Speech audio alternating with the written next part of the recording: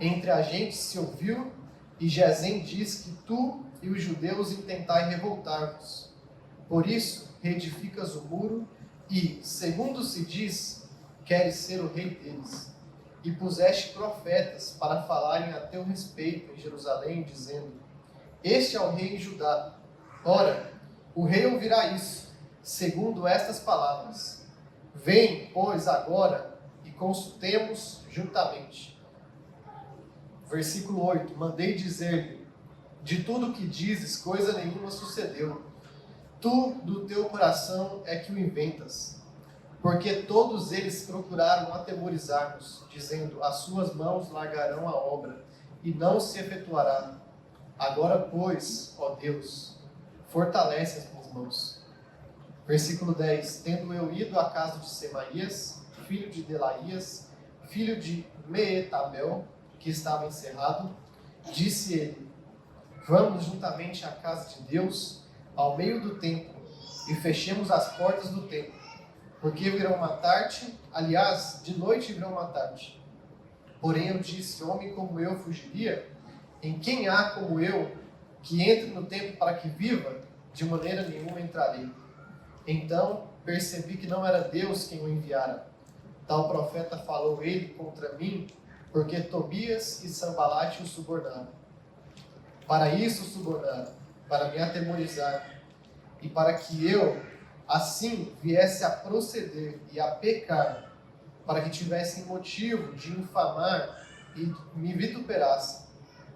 Lembra-te, meu Deus, de Tobias e de Sanbalate, no tocante a essas suas obras, e também da profetisa Noádia, e dos mais profetas que procuraram atemorizar-me. Versículo 15. Acabou-se, pois, o muro, aos 25 dias do mês de Elu, em 52 dias. Sucedeu que, ouvindo, todos os nossos inimigos temeram, todos os gentios nossos vizinhos, e decaíram muito no seu próprio conceito, porque reconheceram que por intervenção de Deus é que fizemos esta obra. Até aqui. Se você puder manter a sua Bíblia aberta, vamos orar mais uma vez. Pai, o Senhor é bom. Obrigado, Deus. Obrigado por esse dia, pela igreja que se encontra nesse lugar. Que o Senhor fale aos nossos corações, apesar de nós, Deus, apesar de nossas falhas. Que o Senhor me use como voz do Senhor. E que o Senhor sonde os nossos corações. Corrija os nossos caminhos maus. E fortaleça, Deus. E nos encoraje nessa manhã. Em nome de Jesus. Amém. História de Neemias. Vou dar um breve resumo. Neemias, durante o Império Persa, Jerusalém estava tomada pelos persas nesse momento. A cidade de Jerusalém estava em ruínas, poucos habitantes. Quem estava em Jerusalém, provavelmente nesse tempo, eram pobres, refugiados, pessoas que não tinham como reestruturar novamente aquela cidade. Então, através de um movimento de Deus, Deus começa a trazer pessoas que não viveram anteriormente em Jerusalém, já eram os filhos daqueles que estavam na cidade quando a cidade foi tomada pelos babilônios. Então, através de um movimento de Deus, inicia-se então um retorno para Jerusalém, que começa lá em Zorobabel. A gente vê isso no livro de Esdras. Depois, uma nova caravana com Esdras, e agora com Neemias, talvez a última caravana de que vem da Pérsia, para restaurar toda aquela cidade. Então, Zorobabel vem com Esdras depois e restaura ali o templo. E agora a gente está no momento em que Neemias, quando ele era copeiro do rei da Pérsia, estava dentro de uma situação de provavelmente conforto. Era um funcionário público que tratava diretamente com o rei, que comia da comida do rei, que sentava nos jantares e nos banquetes que o rei fazia, mas ele se indignou que a cidade dos seus pais não era a cidade de Neemias. Neemias não nasceu em Jerusalém. Ele é um descendente dos judeus. Mas a cidade dos seus pais jazia em ruínas. Quando ele ouve isso, ele se entristece. E então ele conversa com o rei. O Deus prepara todo um contexto para que Neemias então saia da Pérsia. com algumas outras pessoas, e através desse caminho ele recolhe ofertas para ajudar a reconstruir o muro daquela cidade. Reconstruir o muro era falar para o povo daquela cidade que eles estavam fortalecidos novamente, que agora existia segurança naquele lugar. Se a gente faz isso, não é assim na nossa vida?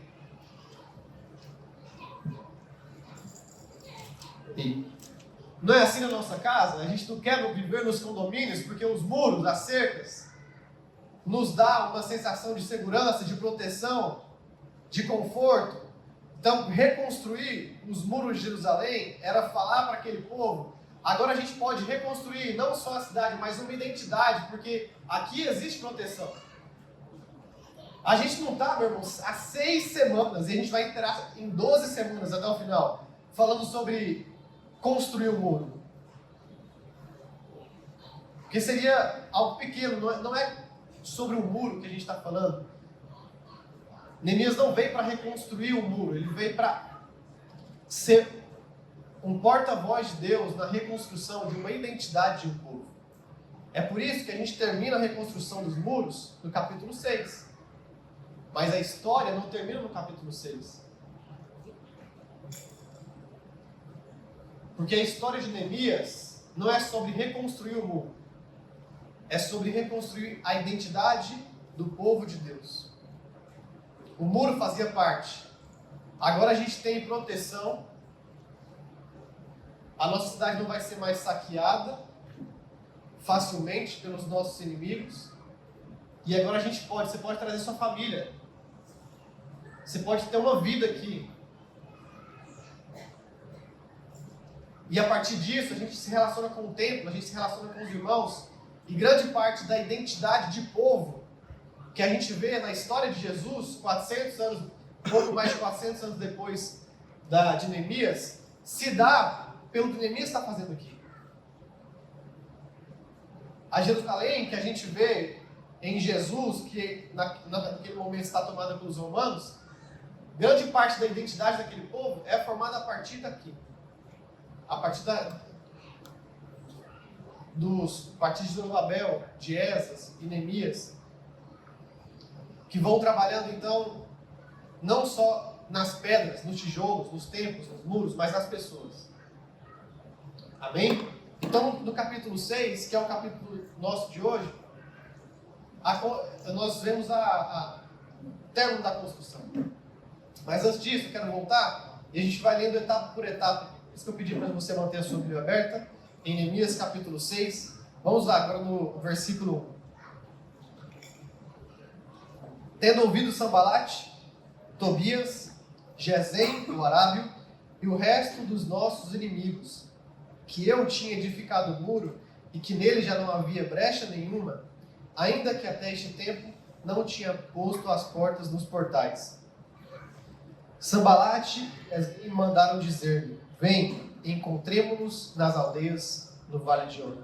Quem são esses 3 aqui?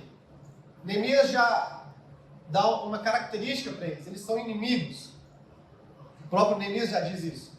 Sambalate, Tobias e Gesem, simplificando, eles são líderes locais, governadores de províncias vizinhas.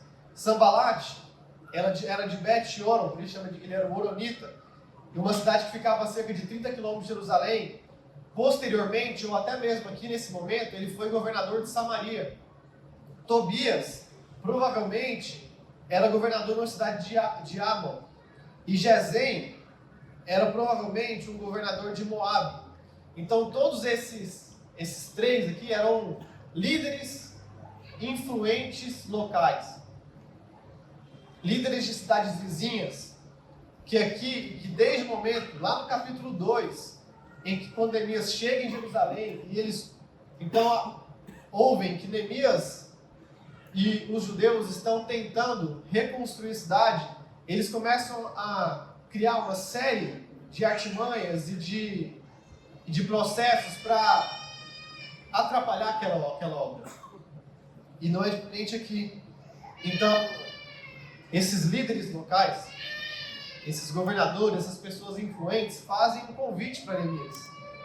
O convite está no versículo 2. Vem, encontremos-nos nas aldeias e no vale de Ono. Embora fossem pessoas diferentes, de cidades diferentes, eles tinham interesses em comum.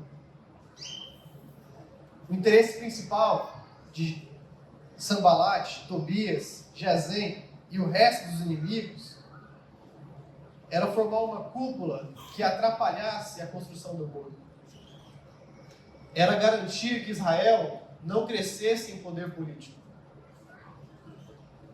E na história a gente vê outros momentos assim. Quando Jesus foi crucificado, uniram-se os líderes religiosos e os líderes romanos. Pessoas diferentes, inimigos talvez declarados, mas que se juntaram para um interesse em comum. Vem então o convite, o encontro, a cúpula dos líderes locais. Vamos fazer então um encontro de líderes. É o convite da trindade satânica de Sanbalate, Tobias e Gesem.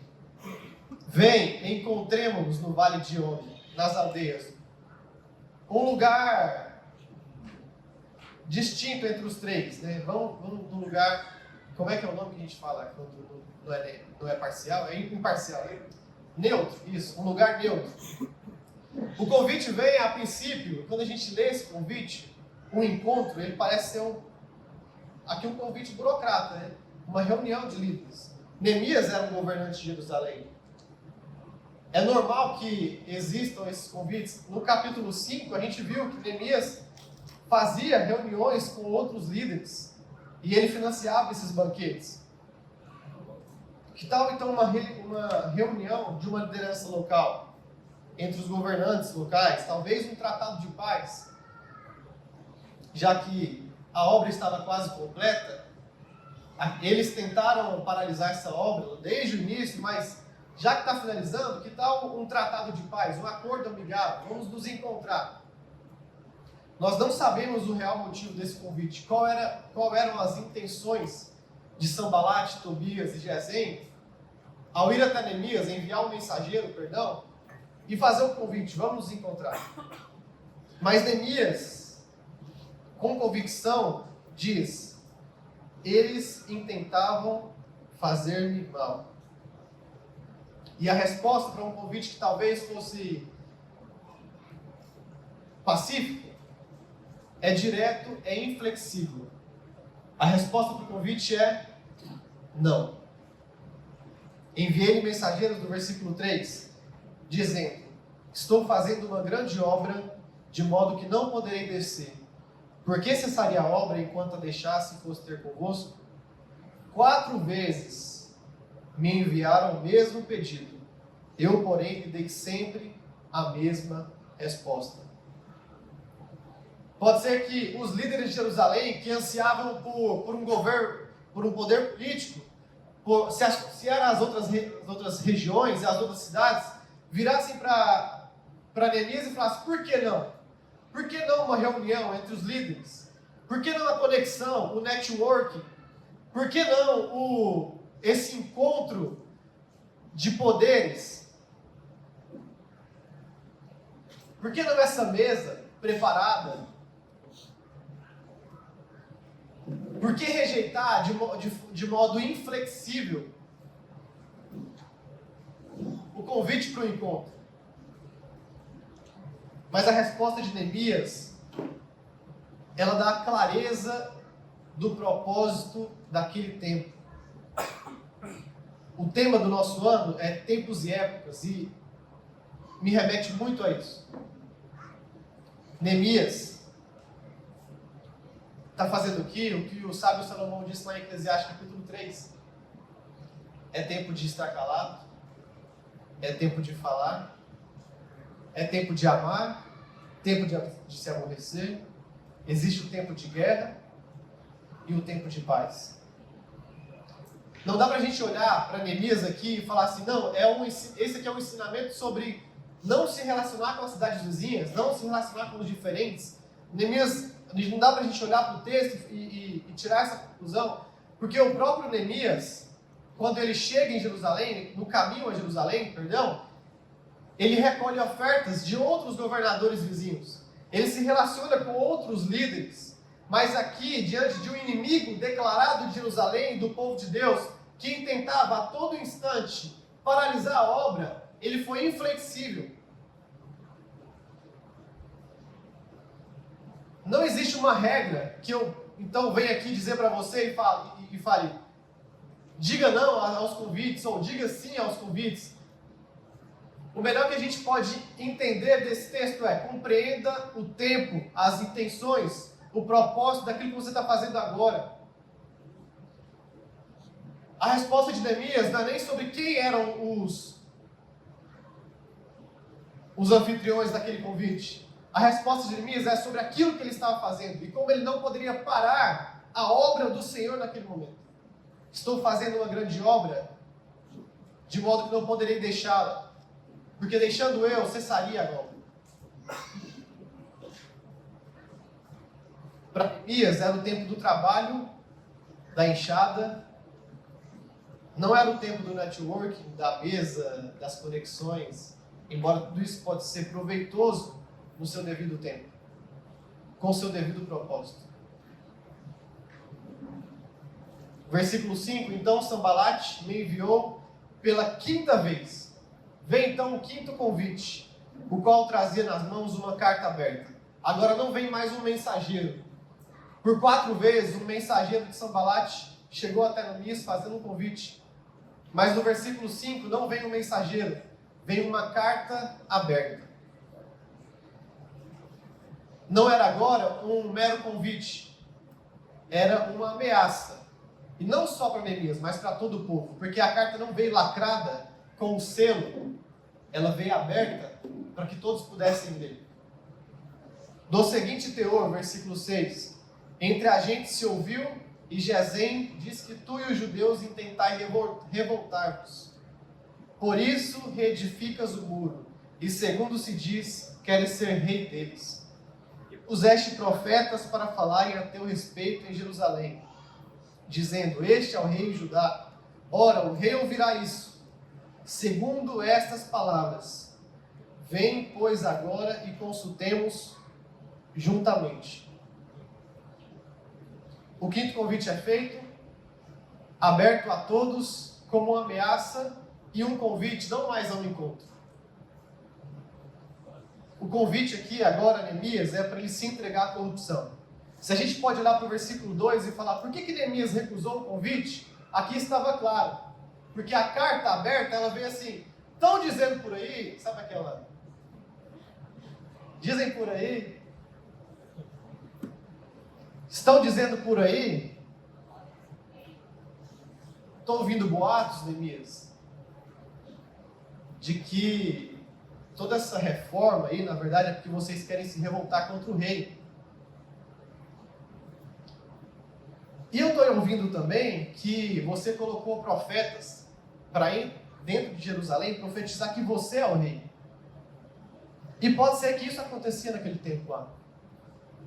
Se a gente olhar para a história dos judeus e para o anseio de que um rei se manifestaria com autoridade e poder, com exércitos, para construir uma nação fortificada, muitos ou alguns dos profetas, alguns dos sábios e que entendiam um pouco das profecias, poderiam ver em Neemias um provável rei de Israel. Possivelmente poderiam entender que Neemias seria até o próprio Messias, por ele estar fortificando novamente a cidade. Mas o convite vem do seguinte modo: o rei vai saber disso. O rei vai ficar sabendo. Vai ficar sabendo que você está construindo, que você está levantando um exército, que a nação está sendo forte, não para ela mesma, mas para que ela se livre do governo persa e seja independente novamente. Provavelmente, Sambalate, Tobias, Gesem conheciam a história de Israel, de Davi, poderoso nas batalhas, que guerreia contra os seus inimigos. Provavelmente eles conheciam a história de Israel, de Salomão, um grande rei, paz entre todas as nações, e temiam que Israel se tornasse novamente esse estado fortificado. Mas diante de tanta dificuldade, meu irmão, quando a gente olha para o texto, em Neemias, capítulo 2, inicia com Sanbalate zombando da construção de Neemias. No capítulo 4, Sanbalate coloca pessoas para lutar no templo, lutar nos muros. No capítulo 5, Neemias se vê diante de uma corrupção dentro do povo de Israel. No capítulo 6, ele se vê diante agora de uma ameaça. Logo terminando a construção, ele se coloca diante de uma ameaça de que ele estava fazendo a obra de Deus, mas que aquilo seria colocado perante o rei e que provavelmente toda essa obra estaria agora ameaçada. Eu tento imaginar, olhando para Neemias, e vejo a impotência diante de extrema dificuldade. O cara está fazendo o propósito de Deus. Ele saiu do palácio do rei da Pérsia, diante de uma palavra de Deus, obediente, para reconstruir os muros. E tudo o que sucedeu depois foi tribulação, dificuldade, inimigos, ameaça. E no versículo 9, vem a resposta de Neemias, depois de dizer não novamente. Versículo 8, perdão. Mandei-lhe dizer, de tudo que dizes, coisa nenhuma sucedeu. Tu, do teu coração, é que inventas. Porque todos eles procuravam atemorizar-nos, dizendo, as suas mãos largarão a obra. Eram todos os inimigos de Neemias dizendo, as suas mãos largarão a obra. Mas a oração de Neemias, como um sopro que sai da alma, é, agora, pois, ó Deus, fortalece as minhas mãos.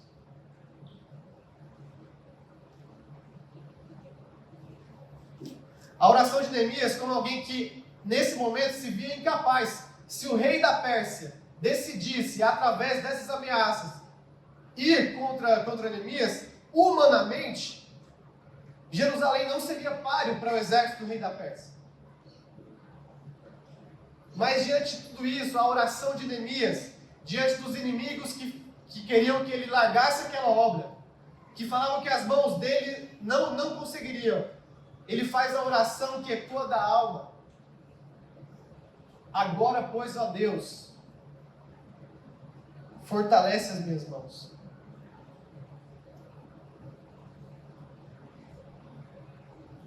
No livro de Neemias, os problemas sempre estavam por perto. Sempre tinha um inimigo exterior, um inimigo interno. Mas aquilo que acontecia em Jerusalém, 5 séculos antes de Cristo, acontece conosco, se aplica à igreja de hoje. Somos rodeados por Satanás, o nosso inimigo. E a tônica de Neemias, inchada nas mãos, construindo o reino de Deus, em espada na outra, lutando contra os inimigos, superando as adversidades, é a tônica da vida cristã. Não mudou, meu irmão. A nossa vida cristã continua sendo inchada numa mão, construindo a obra de Deus, fortificando o reino, sendo parte da igreja, do corpo de Cristo, mas espada na outra, lutando contra as adversidades, contra os inimigos, contra as ameaças. Em Atos capítulo 14, no versículo 19, Paulo fala: sobrevieram, porém, judeus de Antioquia e Icônio, e instigando as multidões, apedrejando a Paulo, arrastaram para fora da cidade, dando-o por morto. Rodeando, porém, os discípulos, levantou-se e entrou na cidade. No dia seguinte, partiu com Barnabé para Derbe. Versículo 21, do capítulo 14 de Atos. E tendo anunciado o evangelho naquela cidade, feito muitos discípulos, voltaram para Listra, Icônio e Antioquia, fortalecendo a alma dos discípulos, exortando a permanecer firmes na fé e mostrando que é através de muitas tribulações que nos importa entrar no reino de Deus. Mas não para por aí. Neemias capítulo 6, versículo 10.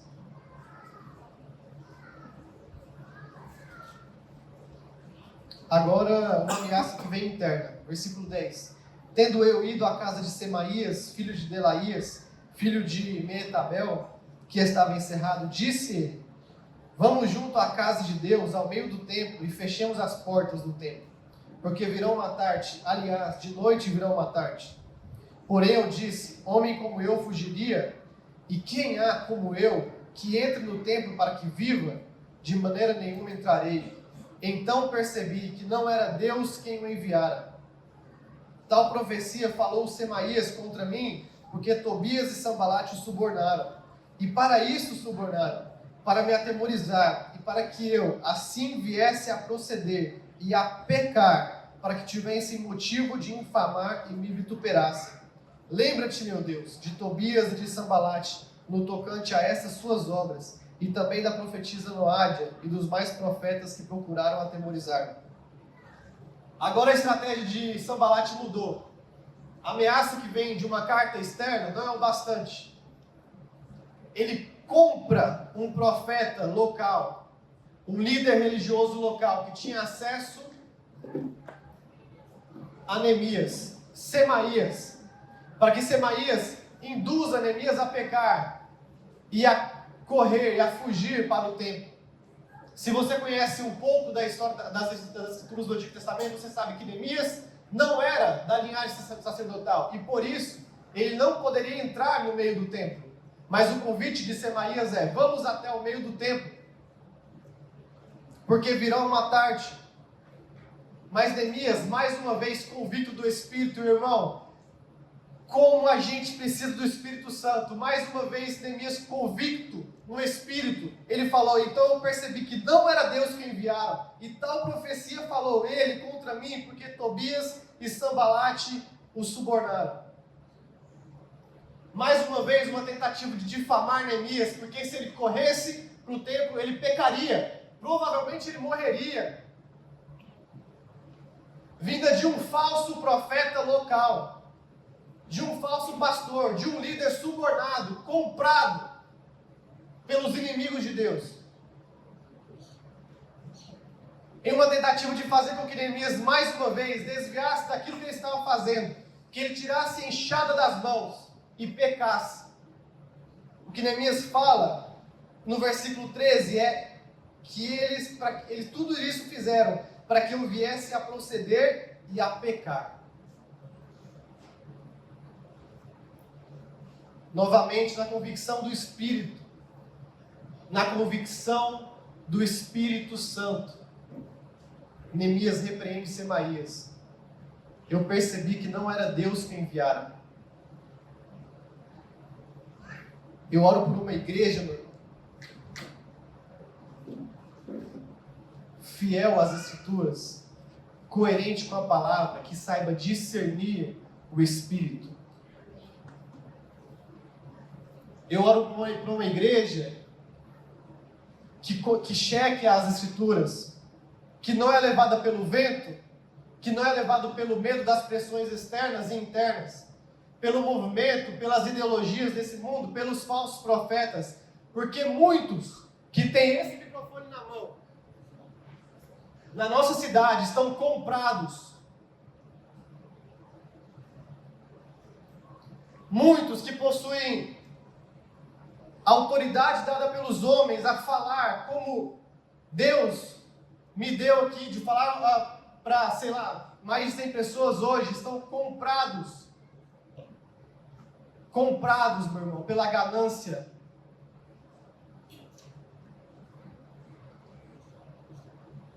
Pelas ideologias políticas, comprados pelos seus próprios interesses. Você sabe quanto custa uma oração por um político em época de eleição, no horário nobre do culto de domingo?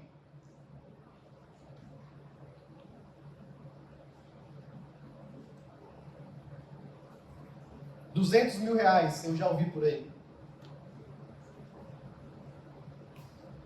Mas eu oro por uma igreja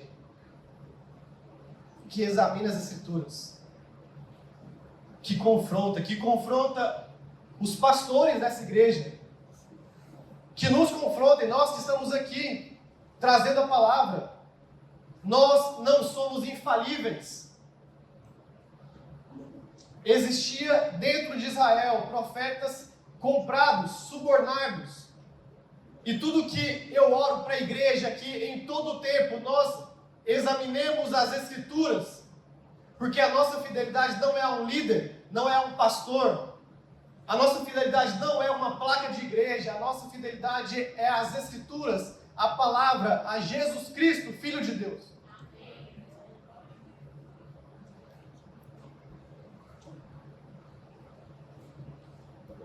Mais uma vez, Neemias faz uma oração, uma outra oração. Agora uma oração precatória, uma oração de justiça. Lembra-te, meu Deus, do versículo 14, de Tobias e de Sambalate, no tocante às suas obras, e também da profetisa Noádia e dos mais profetas, que procuraram atemorizar-me. A gente poderia ficar um dia inteiro discorrendo sobre essa oração. Porque quando Neemias ora, para Deus se lembrar dos inimigos, ele ora por a justiça de Deus mesmo. Ele ora para que Deus faça justiça. Você já orou para Deus destruir todos aqueles que não são obedientes a Deus? Para Deus enviar para o inferno todos aqueles que não são obedientes à sua palavra? Você já orou por isso? Você nunca orou para Deus fazer a sua justiça sobre os opressores? Mas você já orou sim? Ora vem, Senhor Jesus, Maranata. Você já orou? Parte da oração da ora vem, Senhor Jesus traz todas as implicações sobre a vinda de Cristo, inclusive a sua justiça. A gente poderia passar um bom tempo aqui discutindo sobre como Neemias deveria orar, né? Se ele deveria orar para que Deus perdoasse os seus inimigos. Como Estevão orou diante da morte. E é como eu espero que a gente ore. Que a gente faça a oração de Estevão. Pai, perdoa, porque eles... Perdoa esses homens.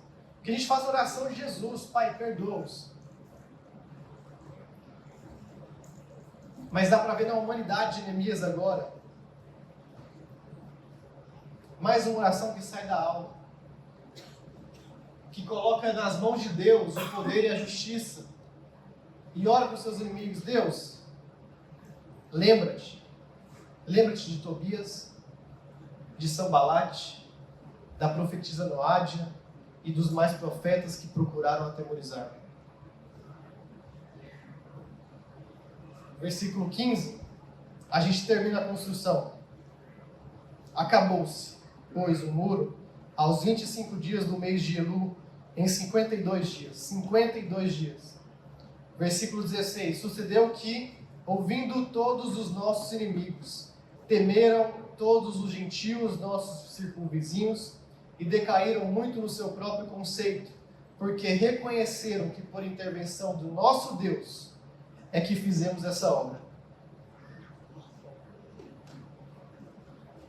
E eu preguei aqui Neemias capítulo 3. Se Neemias capítulo 3, eu trouxe a palavra, quem construiu o muro foi o povo. Não foi Neemias. Por uma ótica, quem construiu o muro foi o povo. Todos se uniram, as famílias se uniram. Pessoas diferentes estavam unindo na construção do muro. Mas quando chega o final, e por uma outra ótica, quem construiu o muro? Foi Deus que construiu o muro. E no final disso tudo, o versículo 3, ele é maravilhoso. Porque ouvindo todos os nossos inimigos, temeram todos os gentios, nossos circunvizinhos, e decaíram muito no seu próprio conceito, porque reconheceram que por intervenção do nosso Deus é que fizemos essa obra. Não é sobre Neemias,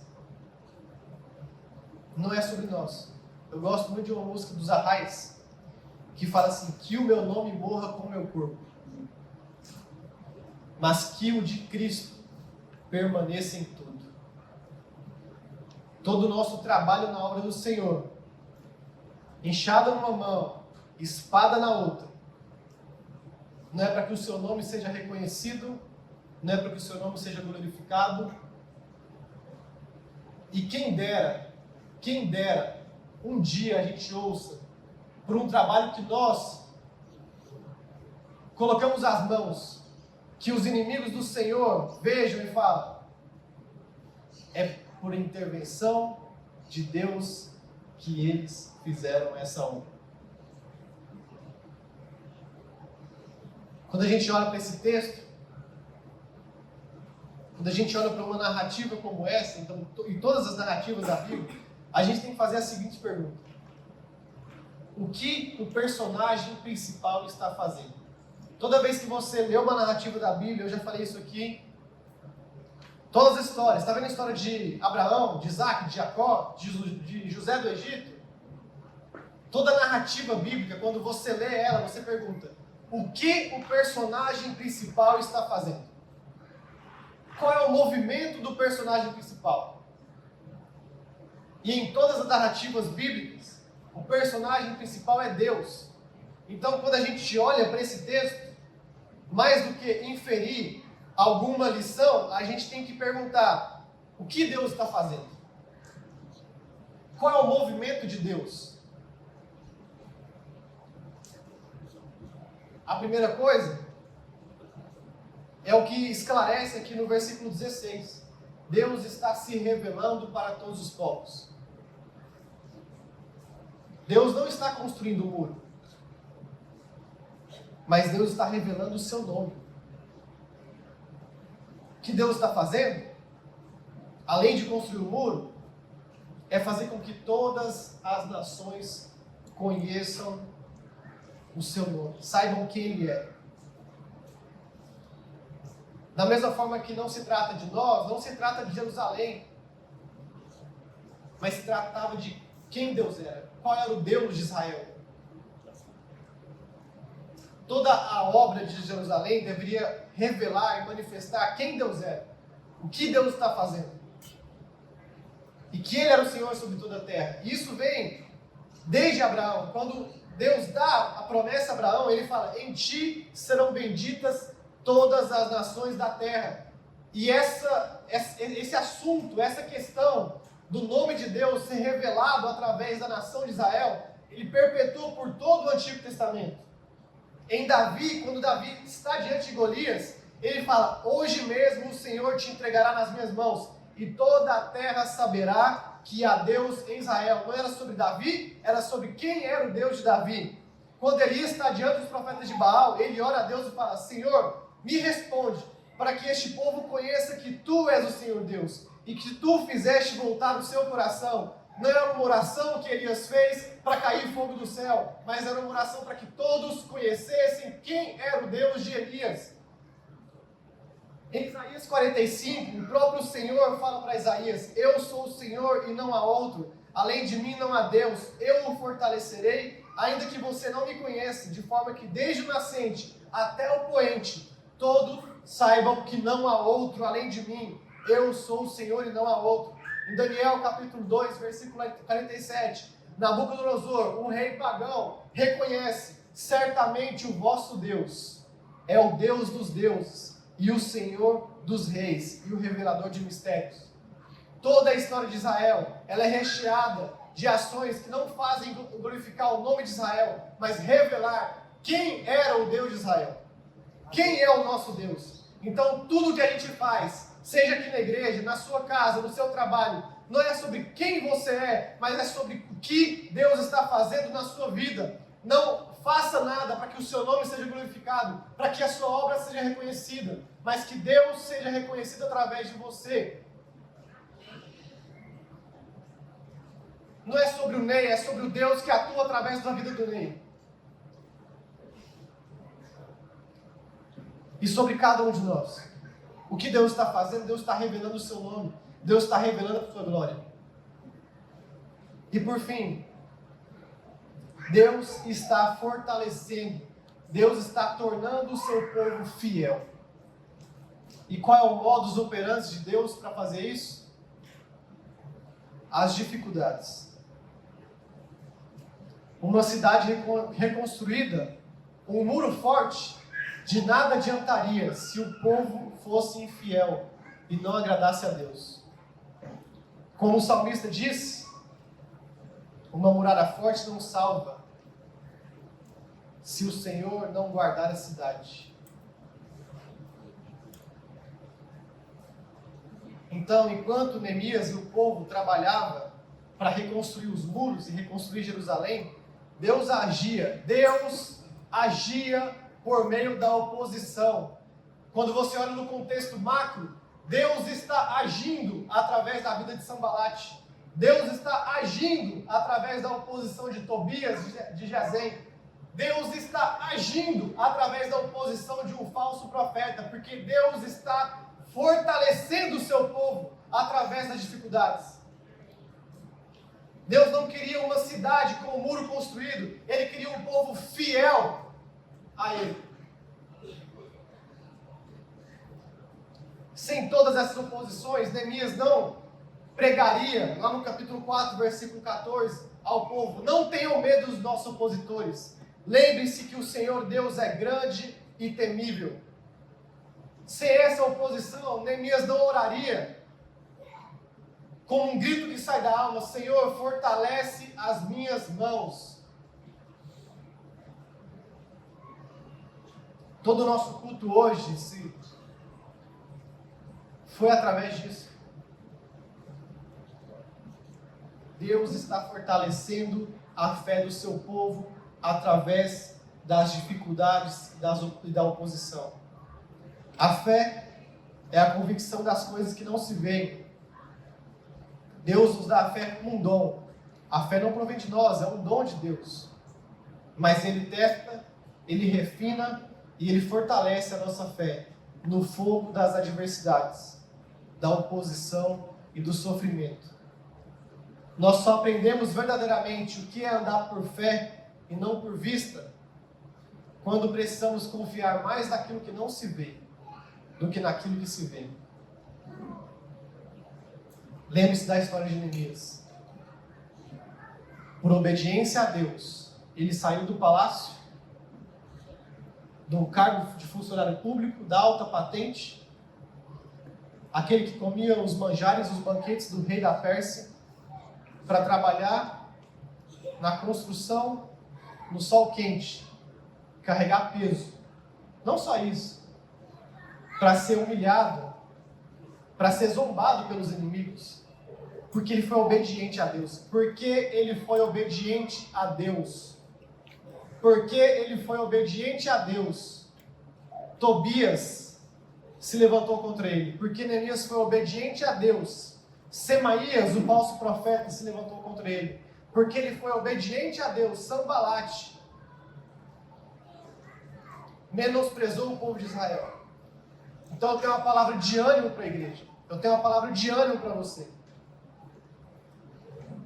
Obediência ao propósito de Deus não te garante uma vida confortável e tranquila aqui na terra.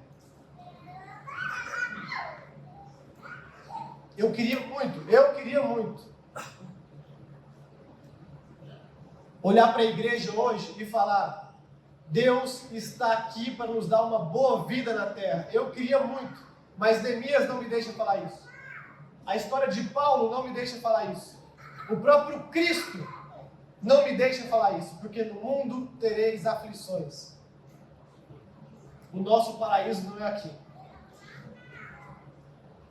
Mas a mesma fé que a gente tem para olhar para a obra do muro construída e falar, foi Deus que fez isso.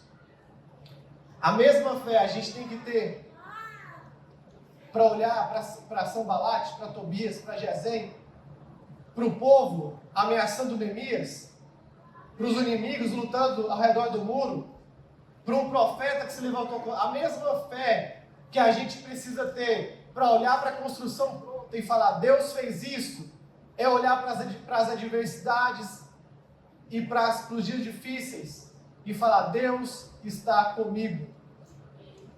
Ainda que eu passe pelo vale da sombra da morte, eu não temerei, porque tu estás comigo.